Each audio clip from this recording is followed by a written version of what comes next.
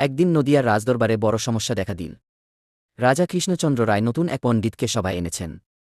সেই পণ্ডিত সারাক্ষণ বড় বড় কথা বলে নিজেকে খুব জ্ঞানী প্রমাণ করার চেষ্টা করে। সে দাবি করল, আমি এমন বুদ্ধিমান যে কোনো প্রশ্নের উত্তর সঙ্গে সঙ্গে দিতে পারি।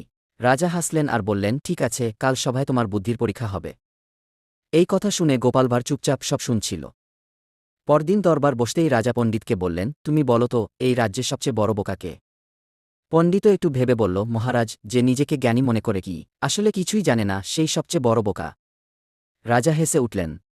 ঠিক তখনই গোপাল ভাঁড় সামনে এসে বলল, মহারাজ, আমি একটু প্রশ্ন করতে চাই। রাজা অনুমতি দিলেন। গোপাল বলল, আপনি যেহেতু সব প্রশ্নের উত্তর জানেন, বলুন তো, আমি এখন কি ভাবছি? পণ্ডিত ঘেমে উঠল। অনেক ভেবে বলল, তুমি নিশ্চয়ই আমাকে বোকা বানানোর কথা ভাবছ। গোপাল সঙ্গে সঙ্গে বলল, দেখলেন মহারাজ, উনি নিজেই স্বীকার করলেন যে উনি বোকা হচ্ছেন। দরবার জুড়ে হাসির রোল পড়ে গেল। রাজা আনন্দে গোপালকে পুরস্কৃত করলেন, আর সেই পণ্ডিত লজ্জায় মাথা নিচু করে সভা ছেড়ে চলে গেল।